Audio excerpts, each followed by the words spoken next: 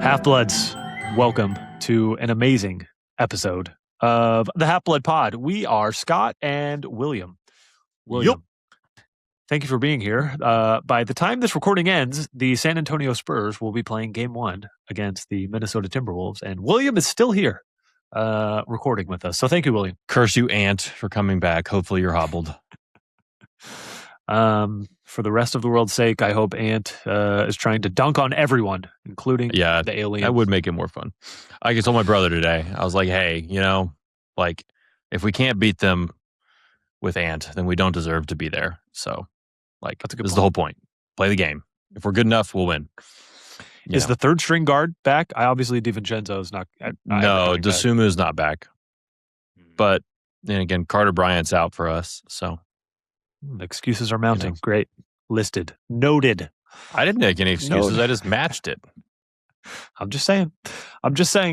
William, there's no time to waste here because there is no time to waste. Otherwise, you'll lose me. That's what I'm saying. You're going to get distracted and fans are going to notice. But we do have a fully packed segment today. We're going to start with a Witch Weekly that actually talks about news about the HBO show. You're welcome, fans. We have now the casting for one Ginny Weasley. Didn't hurt that the video I saw of her is to Opalite. Shout out. Yeah, I was going to say it could have been like I don't know, like a spoon with googly eyes on it, and I'd be like, wow, I think it's good casting. Exactly. You can't go wrong with Opalite. One of the happiest songs in my life. And what? So her name is Gracie Bell Cochran. You're the name pronunciator, so sorry that I'm the one who has to do this. But basically, the video of her is just doing so many fun and cool things, and she just seems like the coolest girl ever, and so much spunk and so much pizzazz, and basically the opposite of whatever they did with movie Ginny. And I'm very excited for it. William, I want your thoughts on this, but I really just wanted to ask you a question of which movie character fell the most short for you. I think Ginny is on a lot of people's list as number one of just movie character didn't really live up to the book in my mind. Do you have any other nominees you'd like to throw out?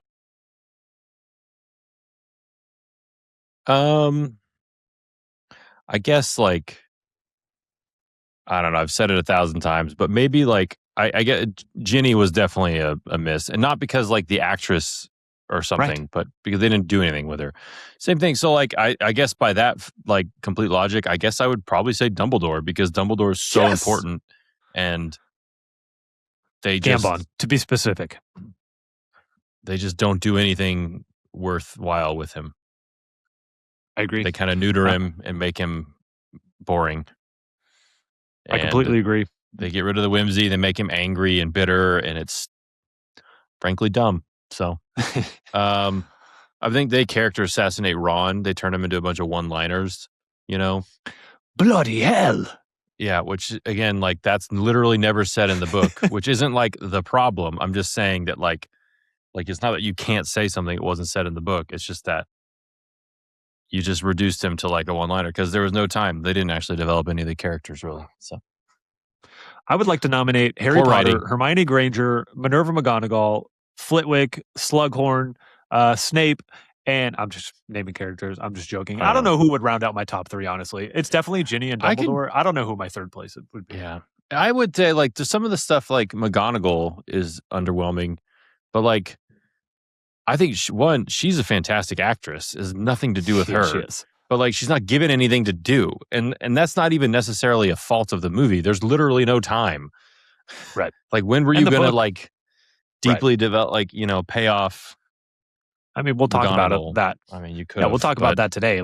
Fifth book, she has some moments to shine, but they are such small moments. Even in this vast book, they're only pages out of 900 and whatever pages. And so, for the movie to give 10 minutes of a 2-hour movie over to this is impossible.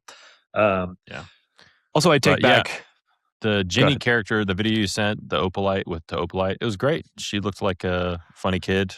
She looks amazing. They made it. I should say, even you're a girl dad, so you probably. I have 4 dudes in my house, so it's a bro. Show the video to them. Show the video to them and let us know what they think. Okay, they'll be the only girls they know are their cousins. That's not true. They know girl. Good pullback there. Also, too much maleness in my house. I take back my statement of I don't know who my top 3 is. Daniel Radcliffe and Harry is. Sorry, we're not doing actors. Harry Potter is my third place of character who just fell short completely from the movie. So Ginny, Dumbledore, Harry. Ginny, I'm Dumbledore, good with that. Harry. I don't know. I'd have to think about it harder, but yeah, that I can't argue with that. Maybe I'd say Ron. Actually, I mean, if we're not including Harry, which is such a big character, we recently watched the 4th book. Victor Crumb. They don't even pretend to try to have Victor Crumb do anything. They're just like, he's a physical being. They don't let him talk. Also, he's too handsome. Like he was like a handsome looking dude. He's just like a physical athlete who just wants to make out all the time, and like that's not him at all. Like not even close. They didn't even try to do Victor Crumb. It's pretty funny. Yeah.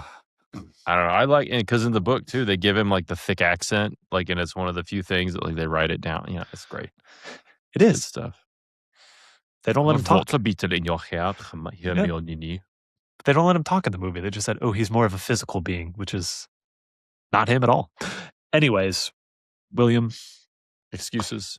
I can see my thing blinking, by the way, and like doing the thing that Cassie says is terrible. So I don't know what to do.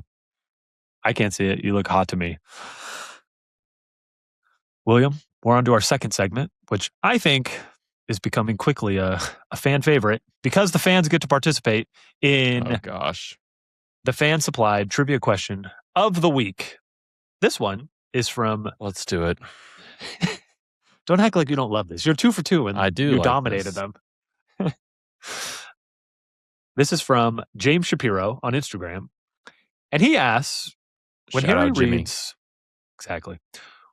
reads Filch's quick spell letter, can you name the 2 customers who give testimonials?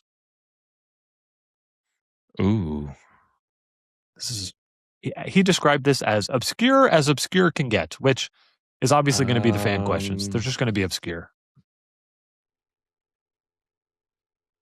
I'm trying to think, like the going through it. It's like, okay, so they're talking about like potions and all right. I can read some before and after if I don't think that's cheating. I don't know. I'm trying to think. One of them is like a potion. Like they get like their potion is like the jealous of all the neighbors or something like that. Yes. I had no memory for incantations and my potions were a family joke.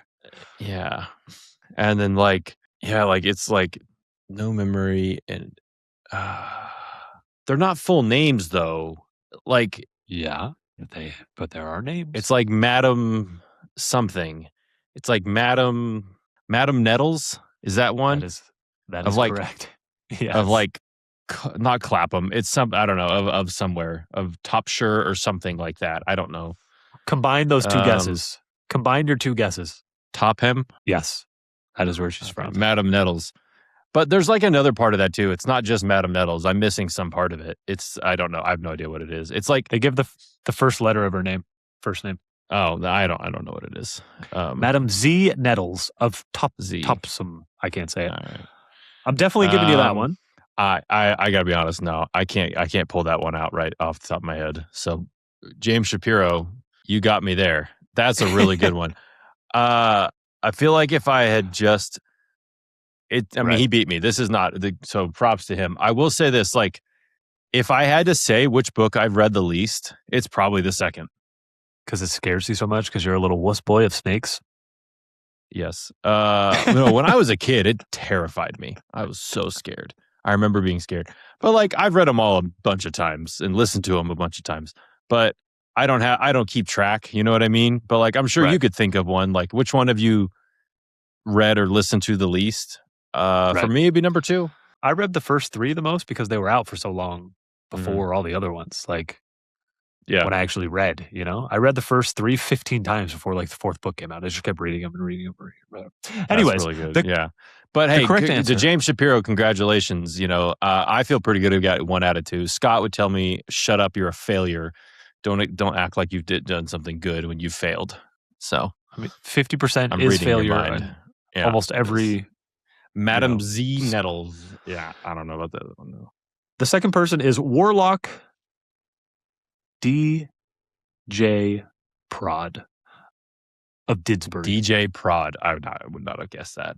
Although DJ Prod sounds like a college basketball player, like someone who had like State. a good, I was like, he had a good run for NC State in the tournament a couple years ago. Something like that, fancy like, big man with some good spin moves. Yeah. Absolutely. That's good. The quick spell course. That's a Adam Z. Tough. Nettles. Deep pull. I'm going to give next week's that's a good one question now because I don't know the answer. And I would like to research it during this time. And I would like to see if you, with time, also come up with an answer. So, William, you're actually going to have to do something in between podcasts. Are you ready for that? All right. Non-committal from William. Here's the question. And to be clear, I don't know if there is an answer. This guy could be messing with us. This is Cody from TikTok. Again, I haven't verified the answer. What character is mentioned in every book, but only has dialogue in 2 of the books? Mentioned in every book, but dialogue. My first thought was Charlie Weasley. I feel like Charlie gets a shout out from like Ron or Harry every book, but he's only in the 4th. And does he show up again? That's a good one. I really enjoy this question. I would classify it outside of trivia, if I'm being honest. Yeah, but it's like a worthwhile question. Yeah, which one? That's a really good question. Yeah, I'm not making you do this on the spot. And I'd love to like verify. I think Charlie's a good guess. Like I could think about it and come up with some, but like that's a really fun one to like to Charlie verify. Talk again though? Does he talk besides the 4th book? Maybe at the wedding. He talks in. Does he talk in the first book? No, it's just a letter. It's just a letter. It's just a letter. Right. Yeah, that's dialogue though. Is the technical limit? Is dialogue count as like written word? I don't know. I'll have to ask Cody. But first, I'm going to come up with my firm answer, and then I'll ask Cody, and then I'll have it ready for next Monday. And all right, let me just double check what you. I gotta like write that down though. Like, I'll text it to you. I'll text it to you. Okay. I have a pen. Also, it says Spurs on it, in case anyone cares. Go Spurs, go! And to be clear, no one cares. No one. There's a lot of people where I live who care. Are they listening to the podcast? Have you showed them this podcast? No, but Wembanyama was reading fan fiction. Of what? Hermione. Is that what it was? I did not realize Apparently, that. You sent that that's picture? what it is. So it started out as that, and then it had to turn into a real book with like different characters so they could do it. And apparently, it's like based on the origins of the Hermione fanfic. And I'm not gonna lie. I pretend like that's not real because it just disappoints me. So I'm just gonna move on past it and pretend like this isn't happening. Yeah, but he loves Harry Potter enough to read fanfic. I feel like that's a win for Harry Potter everywhere. It's kind of a win. It's kind of like the time someone asked him about Kobe or Tim Duncan, and he was like, "Kobe, wait, idiot." I still love him. Be an idiot. That's okay. Love him. That's okay. We'll be ready for next week. I'm excited to find out the answer. Maybe some listeners. That's a really good one. That's a really. It's a fun one. It is a fun one. I like stuff like that. And now we're back to the main crux, not Horcrux, but crux of our series right now, and that is the defense of the haters of the Order of the Phoenix. And today we are going. Today we're going over a key point here, where, again, for the first episode we highlighted a lot of the reasons for the hate. One of the big reasons was Umbridge sucks, and there's way too much Umbridge, and she's so negative, and it just puts a whole damper on everything. And again, people tried to go like, we need more Voldemort. Like, Umbridge is filler, and that's silly. We've already defended that. But yes, there is a lot of negative Umbridge. There's a lot of negative Fudge, a lot of negative Ministry of the Magic. But I feel like the payoff is so gratifying that, to me, it is totally worth all the downs for the incredible ups that we get of just Fudge getting owned, Umbridge getting owned. And I want to talk about some of those things today and just really bask in how amazing some of these scenes are. Some of my favorite scenes in all 7 books. I would love it. That's what we're doing today. William, there are some comments you may have seen across TikTok, Instagram, YouTube, where there's a lot of hate on the prophecy and how the prophecy is useless. And they list a lot of points, and I'm going to compile all those points. That's not even what we're talking about next week. Next week, I want to talk about Harry and his ascension and Dumbledore's army and how incredible Harry is. But then the chapter after that, or the segment after that we want to do is talking about the only one he ever feared, that chapter, how amazing that is, and the lost prophecy.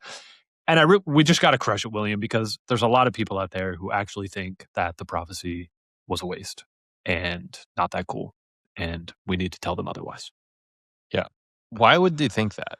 So I think it's because it just comes down to they just don't really understand the whole point of it. Like Dumbledore himself says that like not every prophecy in the Hall of Prophecy becomes true, right? Which is one of their like, points. That the whole point, if you read the book, Voldemort sets way too much store by the whole prophecy. That not the prophecy isn't the reason something is happening. Voldemort, in his pride and arrogance, creates his own downfall because he does set store by the prophecy too much. Exactly. Go no further. Save it for the pod. Enacted. We're on the pod. Yes. They're all wrong. That's a fact. And we are right. And that's why we have a podcast and they don't, because you only get podcasts if you say correct things. So, pretty exciting for us. But today, again, we're going to talk about some of our favorite moments of Fudge and Umbridge just getting destroyed. And I'm excited for that. We'll keep going with some more Order of the Phoenix stuff. William, I have broken down kind of these moments into 3 different matchups. First, we have Dumbledore versus Fudge.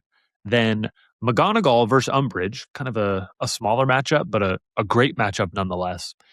And then the rest of the school versus Umbridge, and that includes Fred and George Weasley, who gives us some of the greatest moments in all 7 books by a lot. So those are the 3 matchups we're going to go through, and we're going to break it down by kind of those key moments and those key things that happen between these characters. Are you ready? Born ready. Okay, Dumbledore versus Fudge. The first time they meet up, the first matchup they have is at Harry's hearing, where Fudge is hellbent on getting Harry expelled from school. And he comes in with an agenda. First of all, he just cheats. And he does 2 things. One, he moves the hearing 3 hours earlier.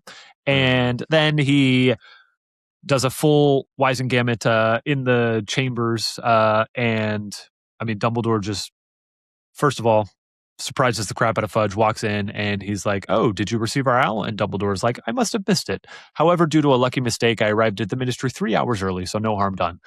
Basically, Dumbledore sets the stage that he knows you're a dirty player, but it doesn't matter because he was ready for it. I love this because, like, this is all, like, just insanely corrupt, right?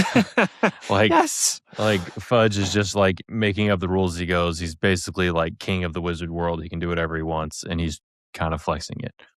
You know, he has very little limitation on his power. Like, he's just, like, does all this stuff that would, like, invalidate any, like, real, you know, court of law or legal proceeding. To that point, like, Madame Bones she's like a voice of reason during this, but it also does not seem like she's ready to stand up to Fudge. Like, if Dumbledore's not there, Harry gets expelled, guaranteed, right? There's no way Madame Bones takes this over enough to be like, "Nah, I saw a Dementor, that's all good." Like, is there any way that Harry wins without Dumbledore there? No, because I don't think, like, I guess, like, the way that they said it, like, it was supposed to be literally just him and her, like, Harry and her. Right.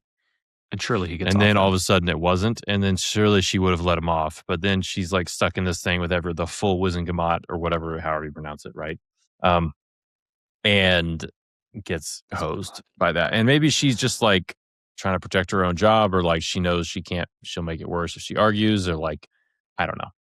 But yeah, Fudge tried. But I mean, clearly, like, Fudge screwed everything up and like, cheated, but he still lost because there was at least enough people in there who were like, "I'm not just going to do what Fudge says," you know. True. Including Madame Bones. But he embarrassed himself. He does embarrass himself. He then, again, Dumbledore owns this from beginning to end. And I don't know, there's too many good lines to read. But one of Fudge's lines is like, "I don't have time for this, Dumbledore." And he's like, "I'm not going to hear from that witness again." And Dumbledore's like, he just puts in plain sight the things that Fudge is actually implying. He's like, but naturally, you would not care how many times you heard a witness if the alternative was a serious miscarriage of justice, said Dumbledore. And completely flusters Fudge to the point where he slams his hand and ink's flying all over the place, and he's yelling about how he blew up his aunt, Dumbledore. His blew up his aunt.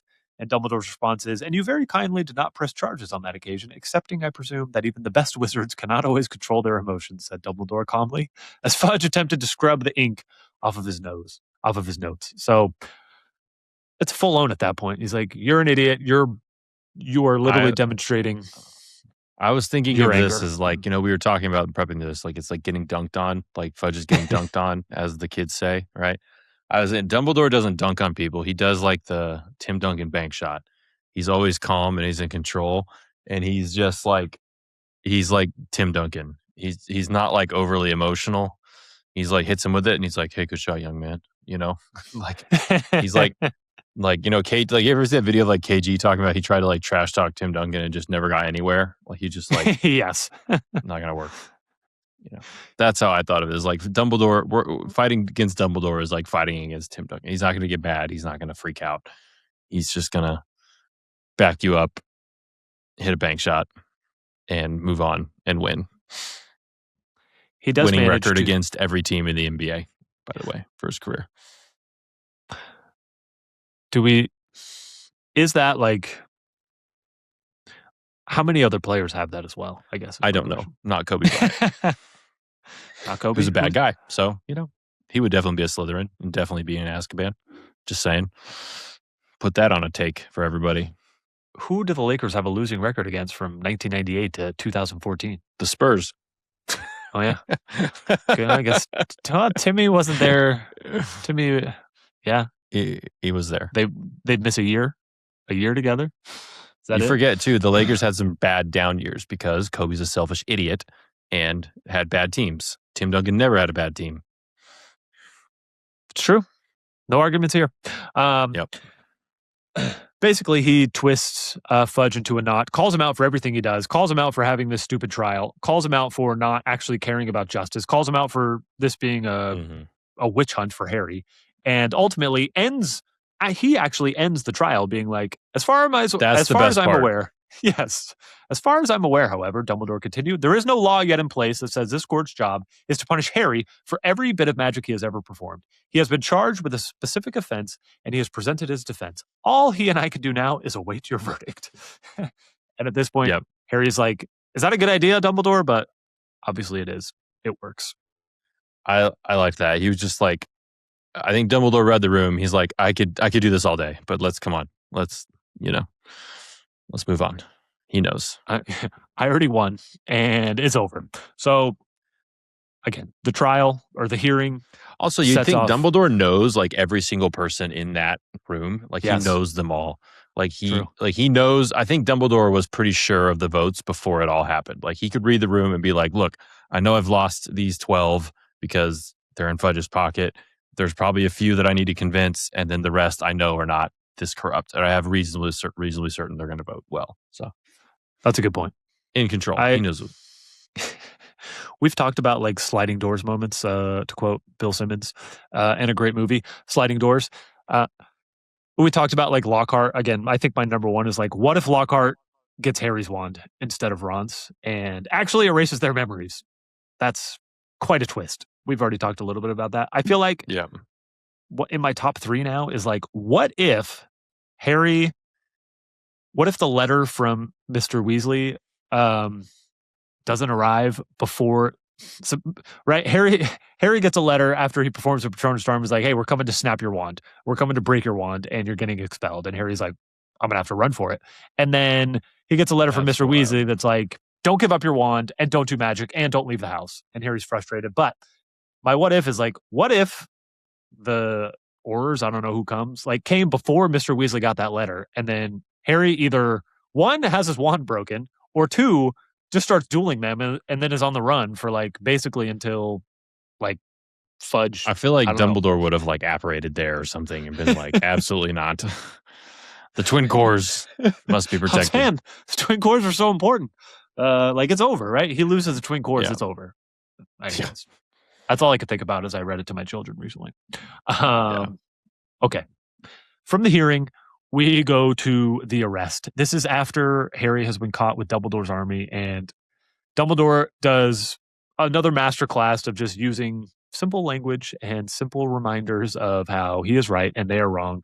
The first one being that um, they have no proof that Harry has done anything wrong. All they have proof is that he was in the Hogshead. And it's just so great every time that Dolores is like reading a ministry decree and she's like, well, the ministry decree says this. And he says, yes, you are not allowed to have unorganized, or you're not allowed to have extracurricular activities, but you made that law the day after Harry was at the Hogshead. So he actually didn't commit anything wrong. And they're all flustered. And then, of course, how do we feel about the ethics of like Kingsley messing with Marietta's mind? Like, are we okay with that? Is this, war? It's okay. Like it says above Nurmengard, for the greater good. So if you This actually is war. think This is it's war. war, it's all good. Yeah. Also, he confunded her. He didn't He didn't erase her memory, right? No, I think confunding them is like giving a safe concussion, A temporary without the head trauma. You know, I suppose it's so. It's a stupor of thought. Do we think does anyone heal Marietta ever? Does she have those pimples for No, the rest of her life? I think it's pretty clear that like she keeps those. I mean, she definitely does throughout her permanently. Hogwarts career. Do you think like if Hermione wanted to, could she reverse it? Like, can anyone reverse that? Not necessarily, right? Like permanent sticking charms, right? Like it was permanent. Like what? Hermione's cold. Like it's hardcore. Yeah, I mean, does the punishment fit the crime? I'm not sure it does. It might though. It's pretty horrible. I don't know. I think it does. She got Dumbledore arrested, so Dumbledore was going to go to Azkaban. It's pretty awesome. It's better than Azkaban. Yeah. Anyways, Dumbledore again puts Fudge in a pretzel. I do also want to call out how annoying Percy Weasley is. Again, he's very annoying at the hearing by just like not being Harry's boy, but then he goes next level here by like laughing at the minister's stupid jokes and like is writing so fast that he's got ink on his face. And is this the low point for Percy, or does the low point come like when he goes to his house and only goes there so that the minister can attack Harry? Like, what's Percy's low point? I think Percy's low point is the seal clapping. To like, oh, very good, minister. That's his low point. The sycophantic. That's the low point of his. Harry's response is he could have kicked him, which is a great. Kicked him. Or like when they see. Oh, that's something else. Sorry. Yeah, I was thinking of something else. But they're just like, it's just like Fred and George saying in front of their mom all the time, like, who cares? He's such a prat. Yes, he is. Yes, he is. Then William, I don't know which of these quotes I want to take, but basically after they decide that they're going to arrest Dumbledore, everything that he says from there on out is just like the coolest thing that you could possibly say in the situation. Yeah, leading with it kind of shows you how powerful he is. Yes, like how much better he is at at magic than everyone else except Voldemort. Yes, his opening is, well, it's just that you seem to be laboring under the delusion that I'm going to, what is the phrase, come quietly? I'm afraid I'm not going to come quietly at all, Cornelius. I have absolutely no intention of being sent to Azkaban. I could break out, of course, but what a waste of time. And frankly, I think I can think of a whole host of things I would rather be doing. And then he's like, so, sneered Fudge, recovering himself, you intend to take on Dawlish, Shacklebolt, Dolores, and myself single-handed, do you, Dumbledore? And his response, Merlin's beard, no, said Dumbledore, smiling, not unless you are foolish enough to force me to.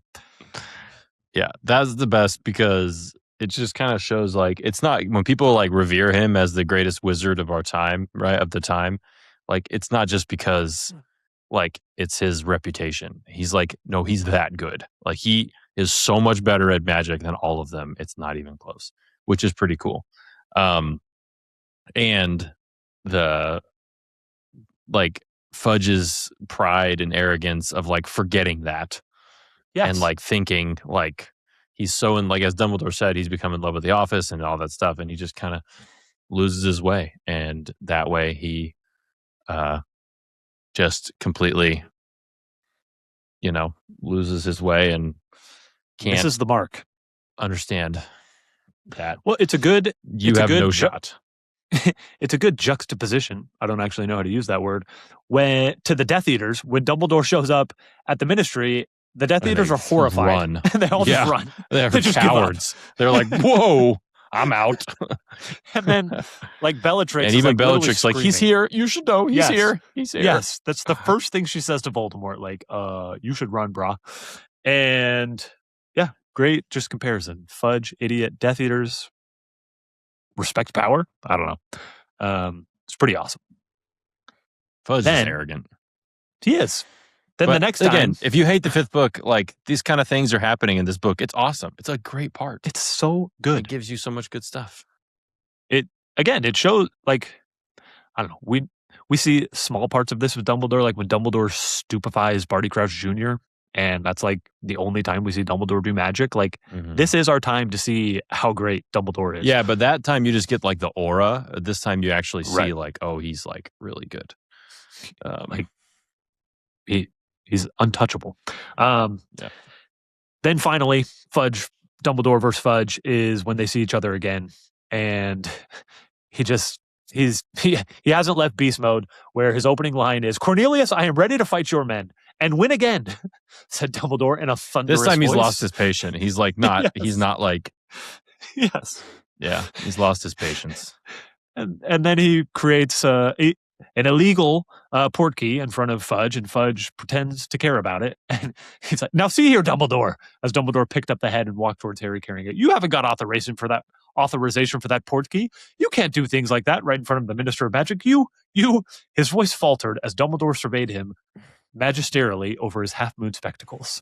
And then Dumbledore just goes on to say all the things that you're going to do. Umbridge is gone. I am headmaster again. What else does he say? All your Aurors will stop looking for Hagrid, and you can have a half hour with me tonight, and that's it. And he pulls out a watch, looking with like a bunch of hands, like looking at it. I'll give you a half hour of my time. This is basically the finale of The Parting of the Ways, where Dumbledore says you can either be remembered as one of the bravest ministers, or you can be remembered as the man who was too scared to do anything when Voldemort returned. You could be Neville Chamberlain or Winston Churchill. He chose Neville Chamberlain. He did. And after Dumbledore's speech, Fudge is just sputtering, and it says Dumbledore turned his back on him. And that is the end of Fudge. We see Fudge one more time, and that's over. What does happen to Fudge? Like, what is Fudge doing, like, 7th book when Voldemort's really back? Do we know what Fudge is up to?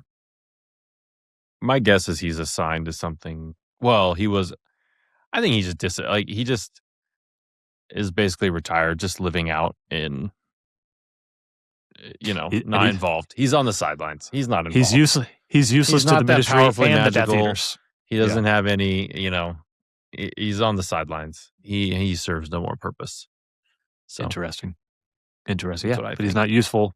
Not useful to the Ministry or the Death Eaters or the Order or anybody. Just a loser. Where he belongs. Okay, that concludes Dumbledore versus Fudge. Again, just peak Dumbledore here. If you don't like this, then you don't like Harry Potter, and you should go away. Then we have McGonagall versus Umbridge. There's only 2 breakdowns here. I have first her inspection, which these is pretty are mostly short. comedy. These are mostly just comedy. Agreed. A comedy during a dark time when people are starting to complain about Harry's moodiness, which they should stop. And then we also have career advice where she says some of the funniest things that I think has ever happened. Yeah. But it just proves McGonagall has just as hot a head as Harry, and she is unhinged. Yes. And she doesn't really practice what she preaches. But you know what? She doesn't have to. She's the teacher. She's in charge. And she can act a certain way that he can't. Tough cookies. That's how life works.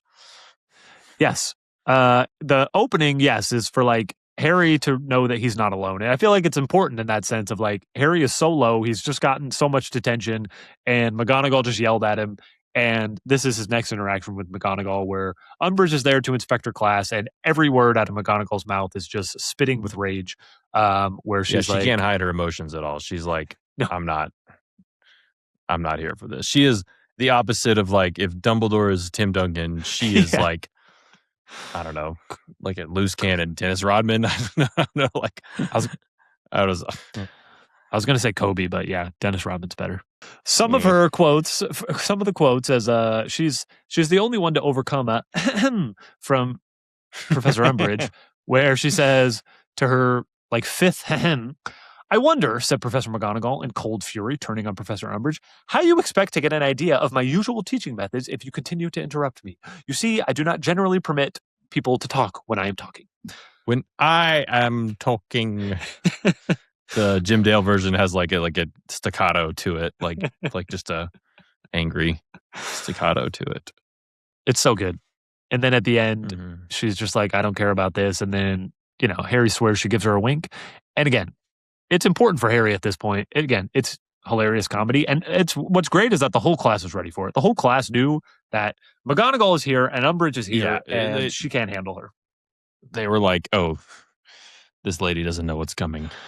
No, they all knew she had it. And again, Harry is like, I have allies here. I'm not alone. And that was important. But then it gets escalated dramatically when Harry has his career advice. And for some reason, Umbridge feels the need to be there during Harry's career advice. Just because she's just involved all the time. She can't help it. She's just like, I got to put my nose in everything. And this is the funniest one. This is by far the funniest one. She's just taking it personally. McGonagall is like, I guess she does care about Harry's career, but this is more about her personal war against Umbridge, her personal vendetta. Yes, it is. It's just like, I will tutor you myself. I will. She's like, I'm not actually doing that, but I'll do it if it means I can yell at Umbridge. Exactly. She probably hates Umbridge more than anyone else except Harry. Agreed. She was ready to just go on the run with Dumbledore to fight against Umbridge. Yes, this is when Harry gets called in and he's like, hey, I want to be an Auror, and Umbridge will not stop hemming, trying to get her 2 cents in. And finally McGonagall is like, I should have made my meaning plainer. He has achieved high marks in all defense against the dark arts set by a competent teacher, as Umbridge was trying to say that Harry's failing defense against the dark arts. And then this, I feel like, gives really credence to how respected and powerful McGonagall is, that she doesn't get fired because of this, because she's basically declaring that Fudge won't be in office much longer. Again, that's what they're scared of open revolting, and she's basically revolting. Which when Umbridge is like, when Umbridge says, which means this boy has as much a chance of becoming an Auror as Dumbledore has of ever returning to the school. And then Professor McGonagall yells, a very good chance then. And then, yes, what you said, as she basically stands up screaming, I will assist you to become an Auror if it's the last thing I do, coach you nightly to make sure you achieve the required results. And then it's great. Harry leaves and they're just screaming at each other. Again, the fact that she's not fired after that.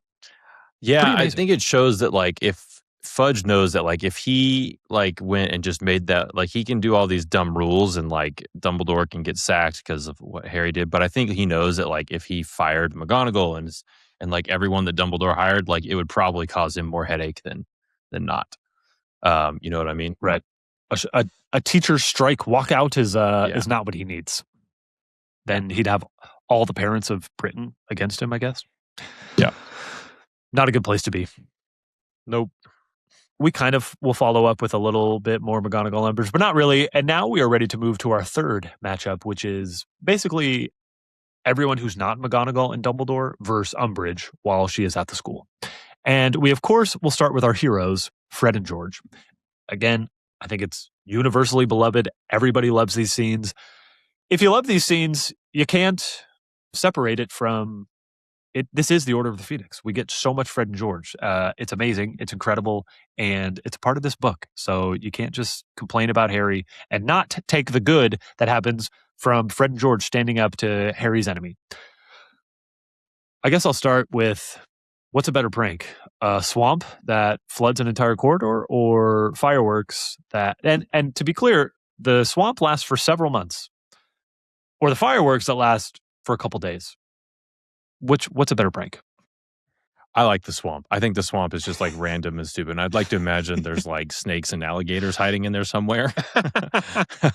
Horrifying. If it's a proper swamp. That's a good call. I would like to imagine that, Some magical unless creatures. it's like a weak British swamp. But I would think Fred and George have read a book and been like, okay, we need to do like an American swamp, like Louisiana and Florida, like real man swamps, not these fake British ones that don't have animals that can kill you. You know, so I'd like the swamp and now one of my favorite things in all of the series is how Flitwick like leaves a permanent place for a swamp as a monument to Fred and George because it's good magic. That's incredible. Unbelievable. It's just one of the coolest random like things that happens, and it kind of underscores how well liked Fred and George are. Yes. Yes. So yes. Agreed on all accounts. I won't read what they actually describe with the fireworks, but it's an incredible scene. It says that there are sparklers writing swear words in midair. But then the only one we actually hear described is one spelling out poo, P-O-O. So yeah, they always leave everything like unsaid. All the swear words unsaid. Like HBO show, should we expect like a sparkler that's spelling out like give up go on that. F? It's not happening. No, okay. You didn't even let me finish my sentence, okay? Yes, we're getting this. My question was, are we going to get a sparkler that says like go F yourself, Umbridge, and just like really horrible things? That I think if it could be like covered like the first F and then like half the U and then it like trails off behind the castle so you can't see it. But like I don't think you're gonna get that. But they could do that, which would be really cool. Like if it was like it's writing it out and you saw like a G-O and then an F and then like a space and then like half the U, it'd be really cool. That would be awesome. I'll write it into the show. I like that. Make sure they can get it in there. We can do better than poo. Poo is not a swear word, just so we're all clear. It's objectively funny though. Like a firework that spells out poo at a school would go over great. It doesn't need to say worse words. Maybe Fred and George have respect for the 11-year-olds in the first years, and those are tender ears. That is such a young age. That is crazy. Good call. Okay. The only other call out I want to give, you already called out Flitwick leaving the swamp. This is where we get really the best Flitwick versus Umbridge, where again all the teachers refuse to basically do anything and call Umbridge to take care of everything. And after she gets rid of a firework, he says, "Thank you so much, Professor," said Professor Flitwick in his squeaky little voice. "I could have got rid of the sparkles myself, of course, but I wasn't sure whether I had the authority." Beaming, he closed the classroom door in her snarling face.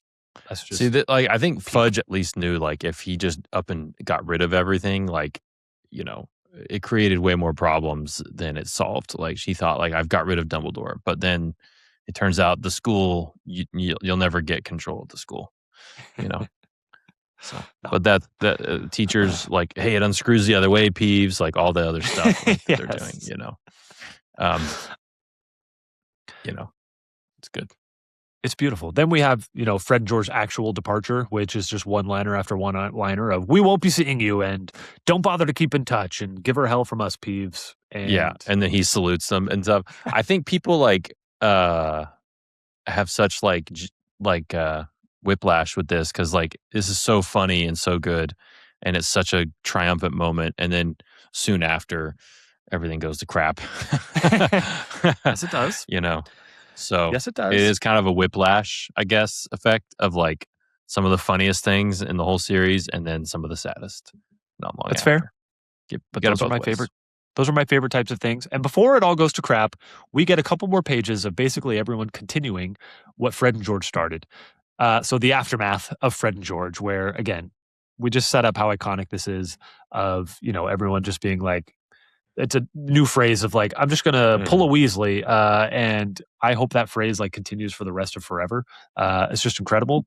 But these are the things that the students do really in honor of Fred and George, where we know that it's Lee Jordan, putting nifflers into Umbridge's office, which is horrifying and hilarious. That needs to make it to the show. It'd make quite a mess. Yeah. Yes. Just her, maybe she loses a finger. I don't know. I think I want some blood squirting. I think it'd be awesome. They say that dung bombs can do that, though. It tried to gnaw the rings off her stubby fingers. That's what the words say. It's gnawing. It's gnawing. It's gnawing. No, you're probably right. It doesn't have like tiger teeth. You let something gnaw a rat can bite through anything. You give it enough time. It's basically a gigantic rat. It's just cuter. Just saying. More like a platypus, at least in the movie, in the Fantastic Beasts movie. It's very platypusy, but yeah, I don't know. I shouldn't have said platypusy. That's on you. Moving on, they drop constant dung bungs and stink pellets that everyone has to use a bubblehead charm. Do we need to thank the Triwizard Tournament for making everyone aware of the bubblehead charm? Otherwise, are the students screwed? Yeah, I can't imagine like Harry is just such his head in the ground that he just can't imagine like this bubblehead charm that like. But I guess everyone knows after the fourth task, the fourth book, and the second task, like what it is, you know. But it's Hermione. Even Hermione couldn't think of it. If Hermione couldn't think of it, then surely it feels like such obscure. It doesn't until it isn't, and then it wasn't, right? Because everybody knows about it. Exactly. So. That's the only way to explain it. The Inquisitorial Squad keeps showing up in the hospital wing with, sprouted antlers and skin diseases. Also, just really reminds you what a horrifying place it is to be with a bunch of kids who can do anything to you, basically, with no repercussions. Yeah. So, Hogwarts, scary place. And then the funniest thing, which again has got to make this on screen somewhere, is when 4 consecutive classes are put in detention because they're all taking skiving snag boxes, and everyone in the class is fainting, throwing up, developing dangerous fevers, or spouting blood from both nostrils. Could there be a funnier scene than Umbridge walking into a classroom and the whole class just throwing up all over the floor? Yeah. I don't think so. Yeah, or like bleeding and just fainting. It would be unbelievable. It would be Umbridgitis. Yes. Suffering from Umbridgitis. Absolutely hilarious. Everything, I don't know, everything that they do. Yeah, it's this reminds me of like, it's, you can't kick all the kids out. It's like, you can't call every pass interference. I can just play it on every play. You can't call them all. You can't kick us all out. Like, what are you going to do? When you're united, you have power.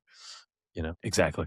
It's glorious. And then we've already talked about this a little bit with how incredible Peeves is, the master of chaos himself during this time. I'll just go rapid fire, where he keeps shutting Mrs. Norris in suits of armor, which is just hilarious. These are less hilarious because this is really interrupting like students, but he's, smashing lanterns and snuffing out candles. That one's fine, but he's juggling torches, burning torches over screaming heads of students.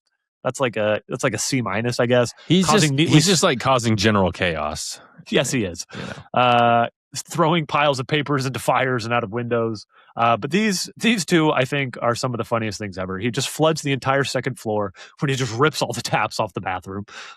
Incredible stuff. Floods. Hilarious. I guess it's easier to clean up as a wizard, but it's still a pain. Well, they're still sending Filch to do everything, so we'll see what he's up to. They really need to hire a wizard to take care of the castle. Yeah, exactly. Instead of Flitwick isn't doing anything. Yeah. And then the absolute funniest of all is when he drops a bag of tarantulas in the middle of the Great Hall during breakfast, which would be one of the funniest things ever put on and screen. Ron's nightmare, for sure. If I don't think I could ever eat him there again. I'm imagining, by the way, a trash bag, like a black trash bag. Not a plastic bag. Yeah, yes. not like a little tiny bag, like a Ziploc. I'm talking like hundreds of tarantulas. It's like the funniest thing ever. So students are getting messed with. But where do you think Filch gets tarantulas? Lee Jordan? Peeves gets tarantulas. Lee Jordan. Lee Jordan's the spider guy. Yes. Lee Jordan apparently has a spider guy. So true. I mean, I don't know. Do you just like go out into the Forbidden Forest? Is like, are they really tarantulas, or are they just like baby acromantulas? I said they're tarantulas. I don't know. Yeah, but I mean, the spiders all hang out with acromantulas. I'm just saying, the spiders hang out with the acromantulas. So if you just like go towards the acromantulas and just start picking ones that aren't quite acromantulas, but I feel like they just get bigger and bigger the closer you get. Maybe not. Yeah. And then when he's not doing those things, he's just flying around behind Umbridge and doing raspberries every time she tries to talk, which would also be hilarious to see. Again, I need to see all these on screen. Much like poo in fireworks. Fart noises always play. Always. And then we cannot forget that he is the one who actually chases her out of the castle by beating her with a sock full of chalk and Professor McGonagall's own walking cane as she runs screaming from the castle. Again, just And like you can't say she so didn't funny. deserve it. So she did tortured deserve it. children, literally tortured children. So, she's lucky to be alive. All these things are like, to your point, you make very good points. Like all these are in between all the sad, but to me, there's so much high in this book that it offsets the low. Like to me, it's I'm as happy as all the other books because these highs are so high. It's just so funny if you actually sit and think about it. So again, hopefully one day we can see this on screen. And I am going to call out one more. This is a bonus matchup, and this is Dumbledore directly versus Umbridge. I'm going to call it out because we've already talked about this, I think, in one of our HBO movie things or what we hate about the movies. But the scene where Dumbledore owns Umbridge when she's kicking out Trelawney, and Dumbledore has his Lord of the Rings Aragorn moment where he opens the doors and is like, that would be my authority, and it should be glorious, it should be amazing. And he just completely owns Umbridge, where again, she's like, I am the Inquisitor and I get to choose who the teachers are. And she's like, no. He's like, no, actually you don't. You get to choose a teacher only if I cannot. I have provided one. Here is Ferenz. It's just so beautiful, so amazing. And in the movie, there is no Ferenz. And Dumbledore loses that conversation and he ends it by just being a senile old man who can't make eye contact with anyone and then yells at all the children to go do their homework. And it's the saddest thing I've ever seen in the history of movies. It's just an abomination, an atrocity, an affront to God. And I can't wait for it to be rectified. Thank you. I mean, we're doing the 5th book, so yeah, to your point, this is coming out in like 6 years, but I don't care. HBO show. It's got to fix all this. Might not be alive. Who knows? William, those were the highs of Fudge and Umbridge getting dunked on. I love all these scenes, and if you don't love these scenes, then you don't love Harry Potter. That's the song. Yeah, it's what I like about the whole book is that it adds so much more fleshed out detail and everything like that to the entire thing. And if you can't appreciate that, try to look on the bright side because it's there. They all get their comeuppance. Again, Fudge fulfills Dumbledore's prophecy. He is known as a coward, and Umbridge is literally taken screaming, being beaten by a sock full of chalk and a walking cane. Like, what greater... Should have been batteries. Wizards don't have batteries, so we couldn't get them. So I had to do chalk, but it definitely should have been batteries. Shout out janitor on Scrubs. Is that OCD? The bad kind. My uncle had OCD. Used to. Is that the biggest problem of the new season? Is that there's no janitor? We get a little janitor. Oh, you haven't. I haven't caught up yet. I haven't caught up yet. We get some janitor. So okay, look forward to it. Look forward to it. Janitor. William, we're under an hour. Cassie's told me to stop referencing the time because she always cuts it and it's not quite the same time, but I don't care. We're under an hour and we're going to finish with a Fred versus George. Let's you ready? Do it. I will have a fast answer. I would like to say I could have got this one right. This is the only one where I'm like, I know the answer to this. We are done with book 3. The last one we did was the Quidditch final. And then there's really no other notable Fred and George moment in the rest of the 3rd book. So now we're on to the 4th book where we're starting to get a lot of Fred and George. This is the beginning of Weasley, Wizard Wheezies, a lot of Fred and George. My question Let's do it. This is the opening of Fred and George. Who drops the Tongue Toffee for Dudley? Fred or George? The Tongue Toffee. Oh, gosh. I'm gonna get this wrong now because, oh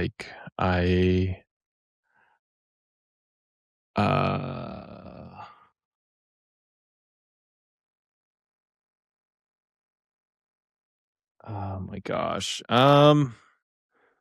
It's got to be Fred. She gives all the good stuff to Fred. It's never George. All the good stuff goes to Fred, right? It is Fred. It's Fred. I remember this because I remember Arthur being like, "Oh, that's just Fred. He likes to play jokes." I didn't remember who dropped it. I can hear that. But I remembered Arthur saying that.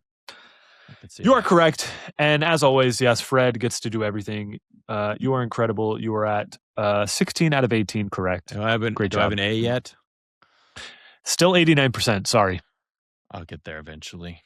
Next week, I believe you'll get there. And Half-Bloods, we'll be back later this week with our plot hole on Veritaserum, and then we'll be back next week to talk about how amazing Harry is and how he's not as whiny as you think he is and how amazing the DA is and all that good stuff. Deal with it. Exactly.